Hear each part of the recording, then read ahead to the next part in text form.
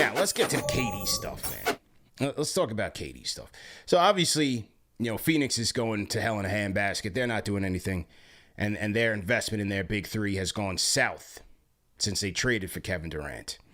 Now, every year they speculate, is he on the move again? Is he on the move again? Is he happy, not happy?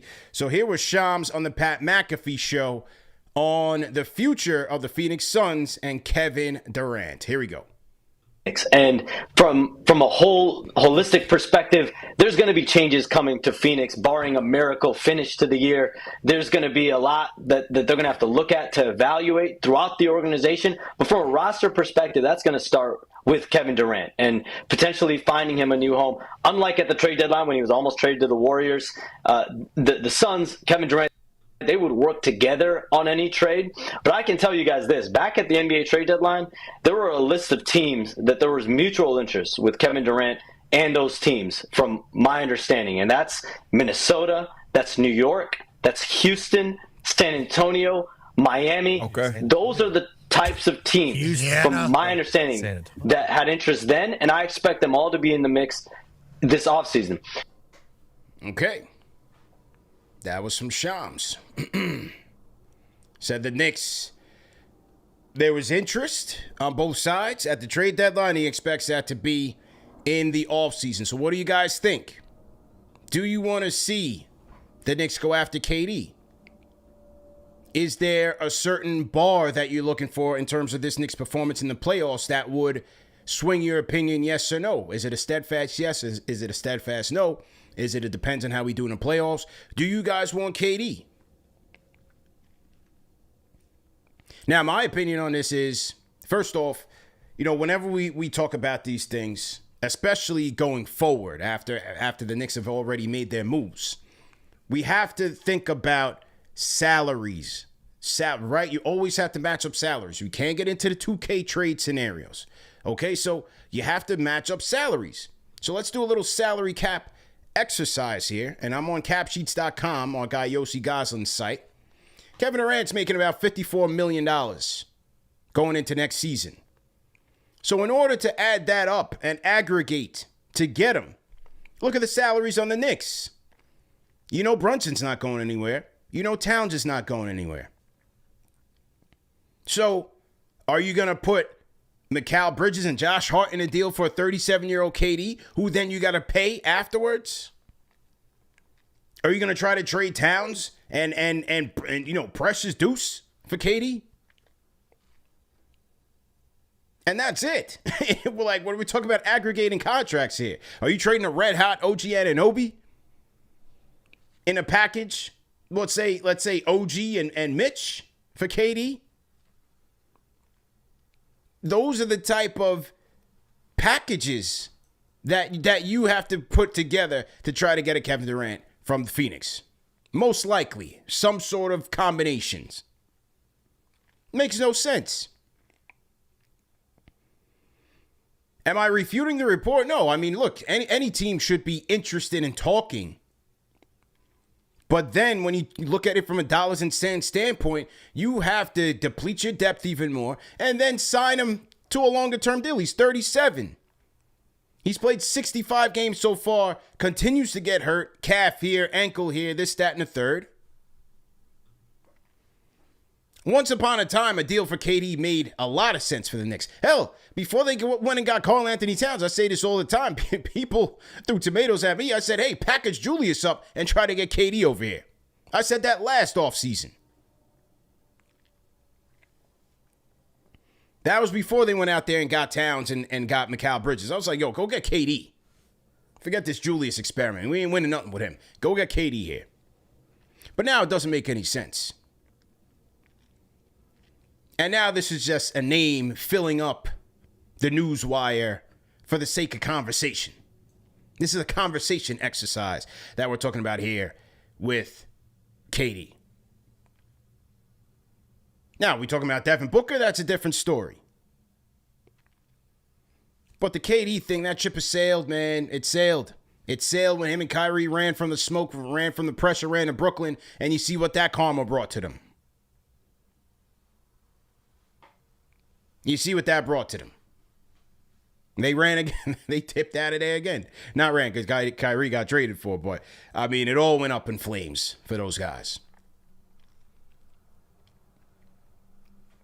So yeah, I think the ship has sailed, man. I think it has sailed. What do I think the Knicks need? I think they need to add to their depth. They need a wing. Can Pacome Dadier develop into that wing that they need? They need bench help.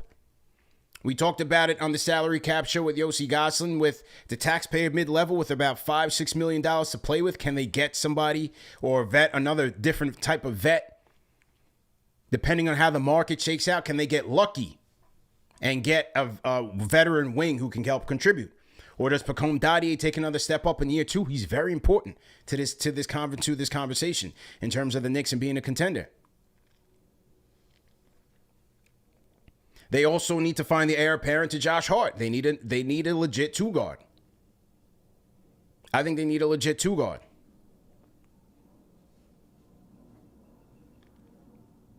So those are 2 things I'm looking for. A 2, a 3, somebody for the bench, and some more chemistry. Eddie says no need to go down the vets route. Well, I mean, you're going to have to round out your rotation. So they're going to have vet minimum contracts to dole out. So they're going to go get vets. They just need a little bit more size, a little bit more versatility. And wings are hard to come by. Hey, is like a Taurean Prince available? Yeah, DL212. The kids have to hopefully develop into rotation pieces. That's right. They'll have a second round pick in this draft. Can they find a plug and play ready diamond in the rough? That's what you're looking for right now.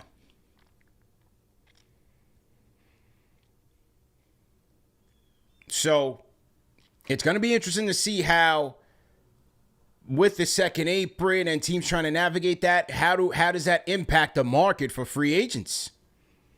Like, remember a couple of years ago when Kelly Oubre had no market for him, had to sign him vet minimum with the Philadelphia 76ers. The Knicks need that type of luck.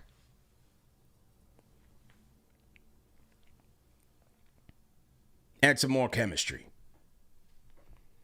So, yeah, I'm off the whole KD thing, man. I'm off the whole KD thing. Forget about that, man. Ty says, whoever we draft, they ain't playing.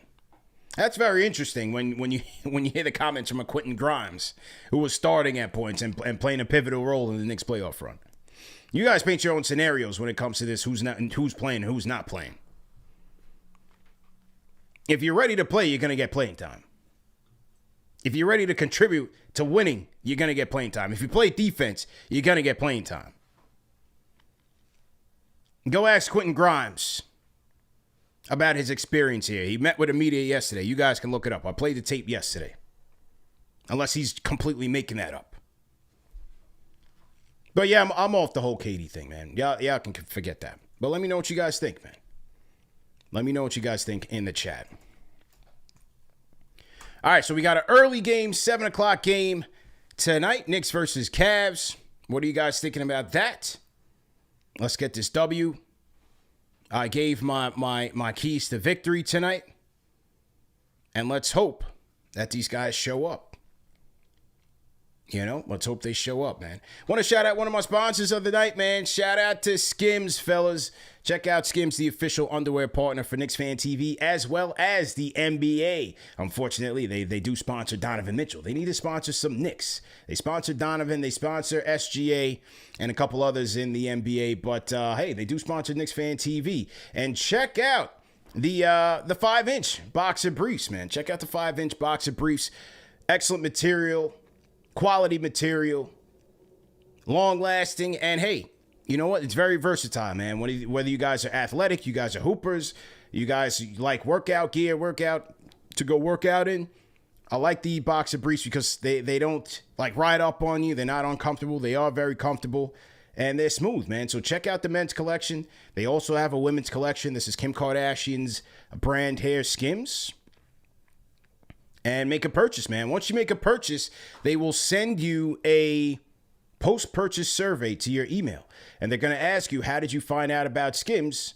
And you let them know, CP the franchise. You click on podcast, and then you click on KnicksFanTV.